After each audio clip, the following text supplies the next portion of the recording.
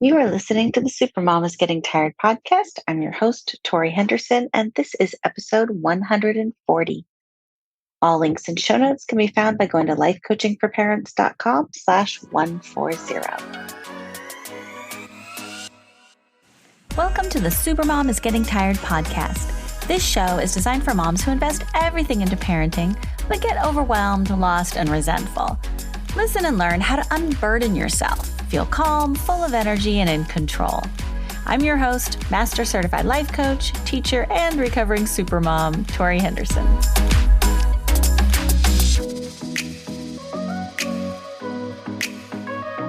Hello, Supermoms. How are you? How is everyone? I'm doing great. I'm recording this from Costa Rica, and it's been a really interesting work, play, vacation, sort of remote working hybrid situation I got going on, and it's been really fun. I'm definitely enjoying the empty nest. And speaking of the empty nest, today's question is coming from a mom whose college freshman wants to move back home.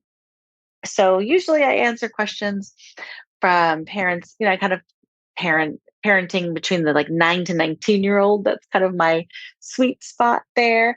Of course, I know a lot about the little ones, but there's so many podcasts out there for parents with toddlers and babies and things that I really wanted to focus more on the challenges that come up with school aged kids. And so here we are at the top end of that. We've got a 19-year-old who is away at school, away at university for the first time, and wants to move back home. So I will read the question of the day here from Davina, but make sure you stay tuned for today's Supermom Power Boost because I want to make sure you get the goodies. So Davina writes, Dear Torie, my son is a freshman in college, living in the dorms and struggling as many do. He's a few states away, but has been home twice already to visit. Classes and roommates are fine. It's just harder than he thought it was going to be to make friends. He's an introvert by nature, so initiating social interactions is far outside his comfort zone. He feels like a fish out of water. He misses his home, his mom's cooking, his dogs, and is talking about moving back to go to our local community college. His dad is encouraging to join clubs and get more involved, which I'm sure would help, but it's just so hard for him. Part of me wants to open my arms and welcome him back home, but the other part of me knows this is a huge learning experience and I don't want him to miss out on the growth opportunity. Is it better to encourage him to stick it out or let him know he can always come back? Davina. Okay. So, my parent educator answer, I will start with. And just from the way Davina wrote this, you can just tell she's a very loving and caring mama, which honestly is exactly what her son needs at this stage of his life. Sometimes the words that we say are not nearly as valuable as the emotions and the energy with which we say them. And she really sounds like she's in a good place. She wants the best for him, and she doesn't have her mind set on it looking a particular way. So the good news is that Davina doesn't really need to choose one or the other. She can encourage him to stick it out, and she can let him know that he can come back if he chooses to. I really think that the best thing that Davina can do is to listen and be a sounding board for him as he works through this challenging time. Because going away to college is a huge transition in a person's life. I think even more so than it was in the past. Because in the past, our kids were a lot more independent than they were this year. And with COVID and everybody coming home and shrinking their comfort zones, and just in the past, kids, they worked, they were just more independent than they are today in our kind of helicopter sheltered post COVID pandemic culture, right? So it's becoming an even bigger transition, not to mention that so many kids today don't share bedrooms. And then to go off to dorms and have to share a bedroom for the first time in your life, like when dorms were invented, everybody shared a room. Like that was not a transition. And now you're going from having your own room and your own space to all of a sudden have to figure out how to work. And here in California, our dorms are impacted. So they are stacked in like sardines into these tiny little dorm rooms. So it is a big transition. The independence, the lack of structure, right? They're going from super structured to very little structure. The new people, just the way they get their food, the way how do I do this? Like, do I use an app? Do I stand in line? Do I go to a cafeteria? Do I order in the dorms? One school we toured at had robots that deliver food to your dorm room. So like everything's different. So it is totally overwhelming. And teens are usually coming from a very busy, like jam packed high school schedule where they have very little say. Like I remember, both my kids were like, left the house at 7 a.m., got back at 7 p.m. And it was filled with somebody else's telling them where they were supposed to be. And then all of a sudden, they go off to college and there's a lot of downtime. No one's telling you where you need to be and even holding you accountable when you do have a place you're supposed to be. No one's filling that downtime for them. It's up to them to all of a sudden figure out how to fill their downtime, and they've never really had to do it before. So we all go through big transitions in our lives, but going from being a kid to an adult, living on a college campus with all these changes to navigate, it's got to be up there in the top 5 big ones. So think back into your child's past. How have they handled transitions when they were younger?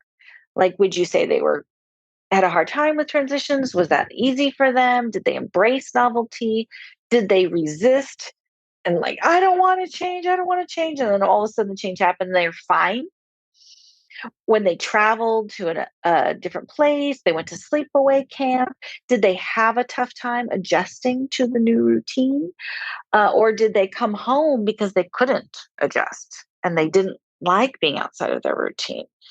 So if they had experiences when they were younger, we can look back and kind of get to know their personality. I know my daughter was a nightmare. We took her to Australia when she was a toddler. This was not by choice. My brother was getting married.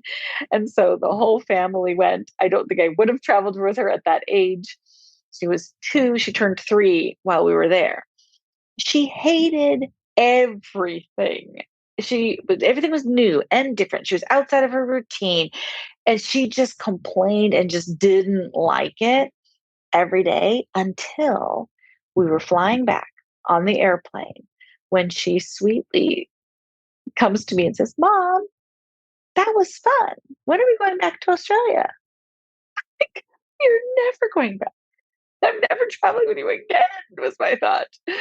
But she has this pattern of like hating it while she's in it and then looking back on it fondly. And I've seen her do that in other times of her life. So your child has a history of how he handled previous transitions when he went from elementary school to middle school to high school. Look for a pattern and share it with them. Maybe he can pull from past experiences to gain some wisdom for handling today's challenge. Your child as a caterpillar, right? He's going through school, he's getting bigger, he's eating, he's getting bigger and bigger. And then all of a sudden, he goes all the way through high school, and you've got yourself a fully grown 18-year-old giant caterpillar. Then college comes. Most kids don't immediately grow wings and become a butterfly in the first week. Usually, they go through this weird phase of who am I now? I'm still the same person that I used to be, but I live in a different place and I live with different people. And I have more responsibilities, I have more independence, but I don't feel like I've got my act together. Everything's new. I don't know what I'm doing. And I don't know who I'm doing it with. It's this uncomfortable phase of not being a caterpillar, but also not being a butterfly. This liminal phase of life feels really awkward. So it's really common for kids to want to bail out, come home where they were last felt comfortable. So the kids who get through the liminal phase the fastest are, you probably know, these are the ones who are socially outgoing, feel confident joining groups, meeting strangers, but this being outgoing and introducing yourself to strangers, walking up and joining a club you've never joined before, you don't know anybody who's going, like this requires tremendous courage when it's not natural to your personality. It is very hard to be brave and socially confident when you feel like a fish out of water, right? Like you, it's just counterintuitive. So these are actual quotes from college freshmen. That there's so many of them that sound so similar. I only wrote three because it would sound repetitive and boring if I read them all. But pretty much most college freshmen could be summed up into these three. I'm pretty sure everyone else is doing it right and I'm doing it wrong. Number two, everyone else is going to parties, but no one is inviting me. Or number three, everyone else is making connections and having fun, so there must be something wrong with me. Like, can you see the theme? So many college freshmen are feeling the exact same way. It reminds me of the statistic from researcher Dr. Joanne Deek, who found that 86% of all middle schoolers think they are socially on the outside. So if 86% of people on a middle school campus are not socially fitting in, that's a huge number. If the majority of people are on the out, then the tiny little percentage of people are in. That's a pretty big group of social misfits. And so, of course, seeing Instagram photos of people having fun makes it easy to believe that you are alone in your aloneness. And yet, it's probably about 86% of college freshmen feel like they're doing it wrong and everyone else is having fun and making connections and getting invited to parties. But it's probably a similar statistic.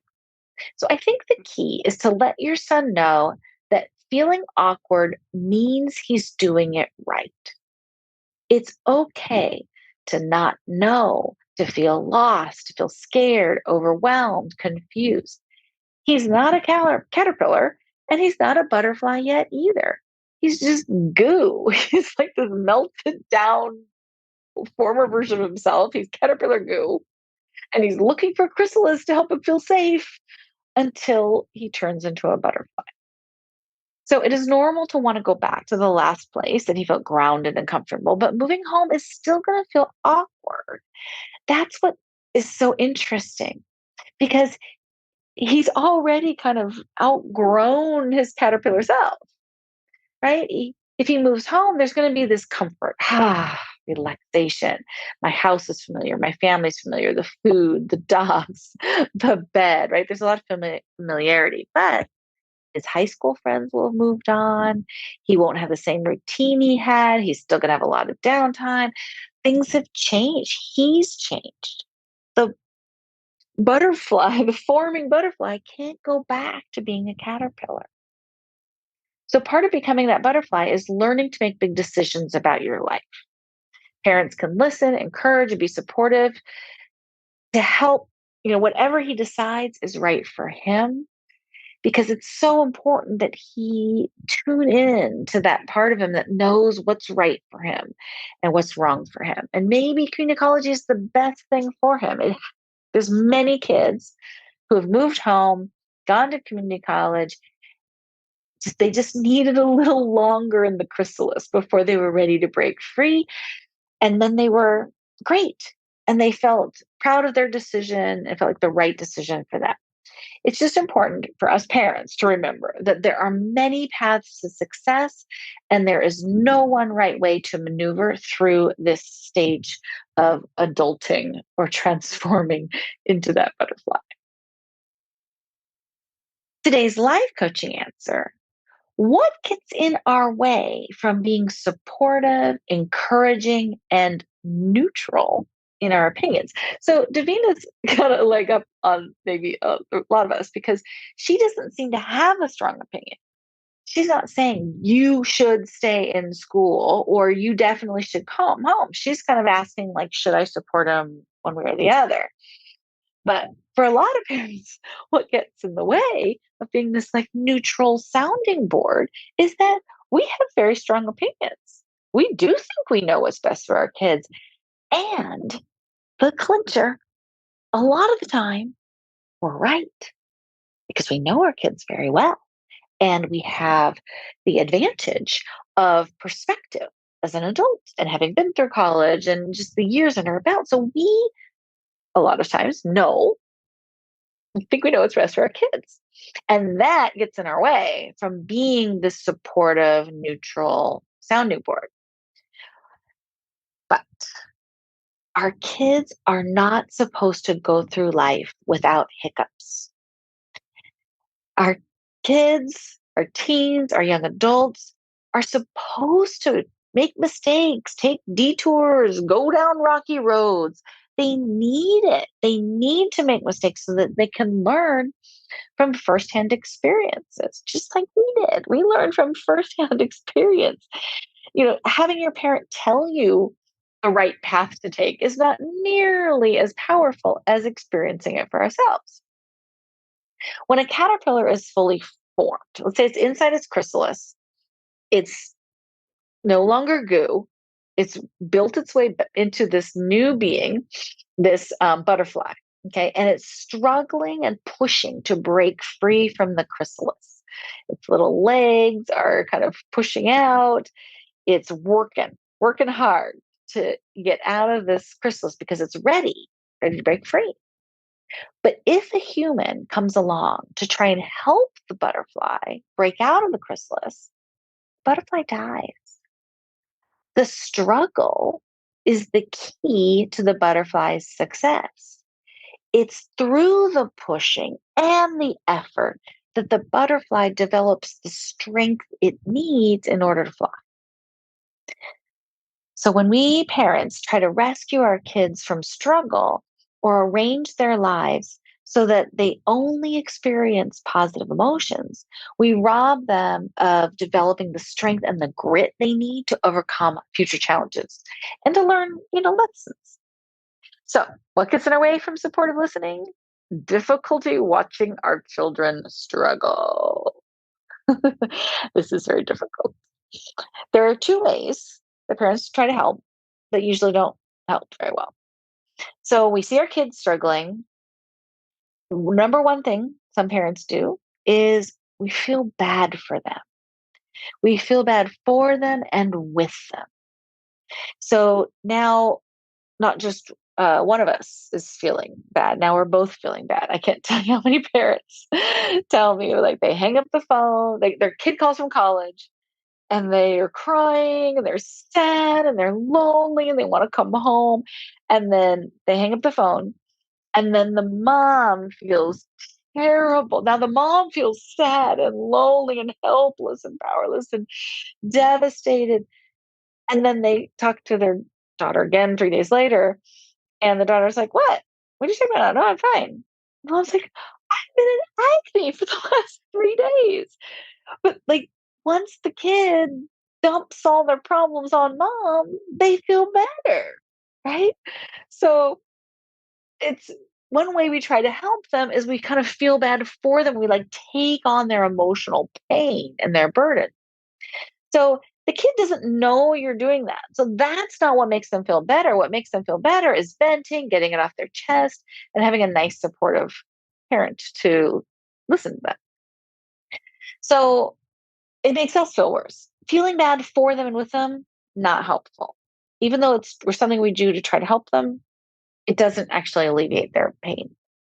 The second thing we do to try to help our kids feel better is we tell them what to do. Oh, you feel sad and lonely? I know exactly the fix for that. Let me move into your life and tell you exactly what you need to do. You need to join this sorority. You need to go try out for the soccer team, set up an intramural, go talk to your roommates, go to take the party.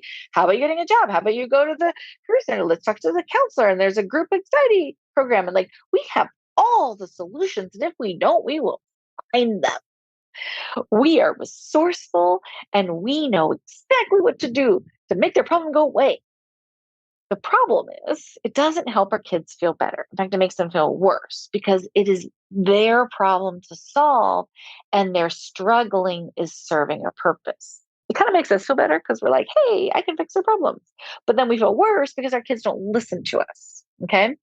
And they don't take our advice. So the way to know if it's your child's problem to solve is if you've told them what to do and they haven't done it. That's how you know it is not yours, it is theirs. When we tell them what to do, they feel less capable. They think we don't believe in them. We don't trust them to solve their own problems. And they don't learn the lesson that their struggle is there to teach them. So, watching a child struggle without the parent struggling alongside is something I work on a lot with my clients, especially the leading your teen class. I work on it with myself a lot too, but it is totally possible. It's just reminding yourself that this is their journey and they are learning things through this experience that you could never teach them. It's showing your child that you have faith in their ability to solve their own problems and that you will offer your opinion if it's asked, but you trust them to figure things out in a way that's right for them. Today's Supermom Kryptonite is high speed living. It is December, people. So I remember how hectic Christmas is while raising kids. But let me tell you, being out here on the beaches of Costa Rica, everyone moves slowly because of the heat, because of the culture, because of everyone's on vacation. It is such a contrast to the fast pace of life that we live in the States. And maybe, I know I've got people listening in other countries too. Maybe you're on one fast paced time, maybe you're on a slow paced time. Most people that listen to this Supermom's Getting Tired podcast come from this Western culture where there's I call it worshiping busy. Like we value being busy. And it's something that our friends are like, how are you? Oh my gosh, I'm so busy. Oh, I know, me too. Oh, I'm so overwhelmed. I got so much on my plate. Yes, me too. And this is kind of what's considered normal, right? So our friends talk fast, we talk fast back. We multitask. We schedule appointments at red lights in the car. We shop online while we're waiting for our kids' music recital to start. We're eating our dinner in the car. We talk on the phone while we walk the dog. We are a culture that worships being busy. It feels normal because everyone around us is doing it, but it is a drain on our energy. Okay. Now you might disagree with me. You might say, Torie, I get energy. I get a high from being busy. And I know I have been there much myself. We get adrenaline rush from moving fast, being busy, accomplishing a lot. But it's kind of like caffeine. You can't sustain yourself by drinking coffee all day. Eventually, you'll burn out, you'll hit a wall, and you'll crash. So if you move through your day like a chicken with its head cut off, running around from thing to thing, busy, busy, I want you to find some other animals whose energy you could channel for parts of your day. Maybe from 3 to 5 p.m., it's a chicken with her head cut off kind of segment of time. But maybe from 7 to 8 p.m., you could be more like a fish who's swimming from thing to thing, graceful ease, getting things done, but not with the frenzy and the frenetic energy. Maybe in the mornings, you could be more of an owl, observing your life from above, planning out your day, making wise choices, and being deliberate with your intention without going straight into crazy chicken mode. And then I would love for you to look at your day and think, when can I turn on sloth mode? When can I move slowly? And even if this is just the hours between 10 and midnight, or if you're an early riser, maybe this is 6 to 7 p.m., right? When can I just talk slow, move slow, breathe slow? Just by slowing down your body, you'll be amazed at how much more relaxed you feel. So if you're sitting in the car, I know sometimes it's a uncomfortable transition if you've been crazy, crazy, crazy, crazy chicken to go to sloth is might be too big of a jump.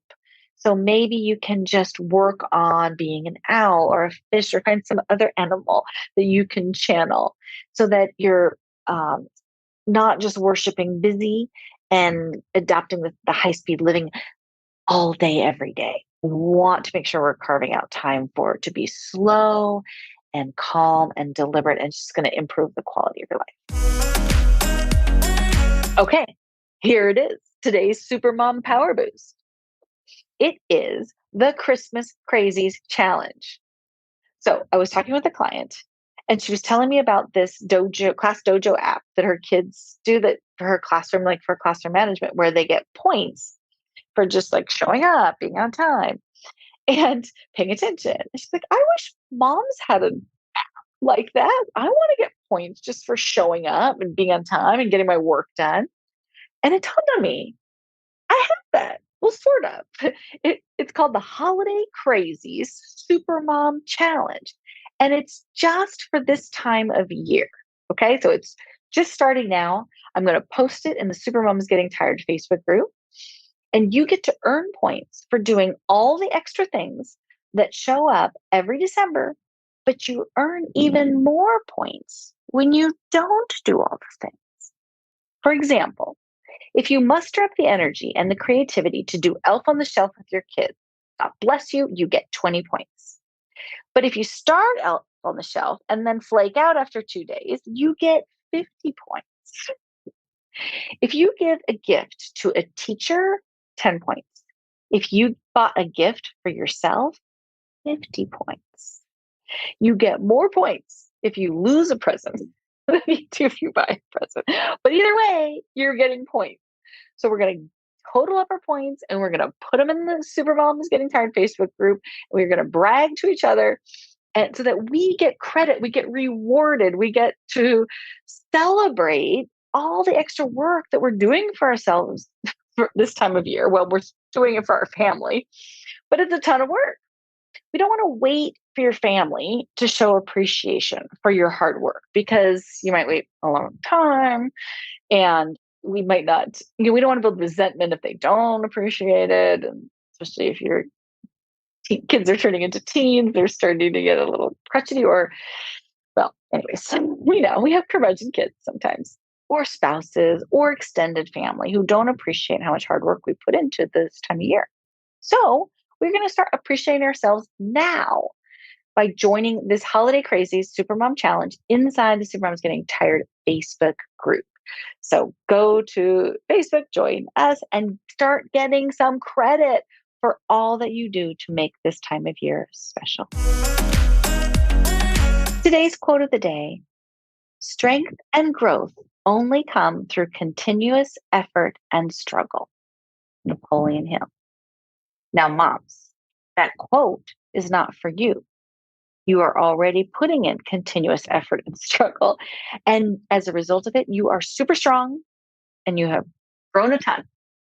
This is for you to recognize that you've got strength and growth because of continuous effort and struggle.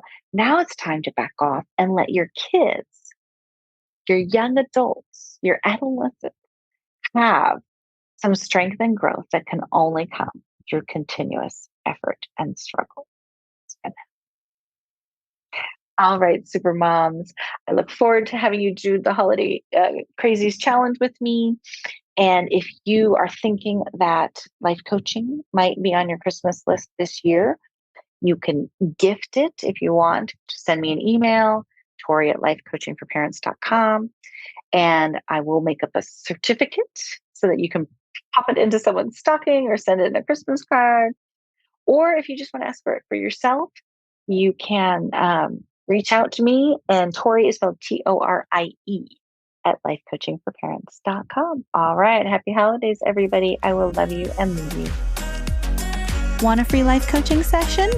Go to lifecoachingforparents.com and schedule yours today. And thank you so much for listening. I would love it if you would subscribe and share these podcasts with your friends. If you have a question you'd like me to answer on the air, go to lifecoachingforparents.com/record-my-question, and you can send me a voicemail recording or write me an email, and I'll answer it on the air. Thanks again. Have a great day.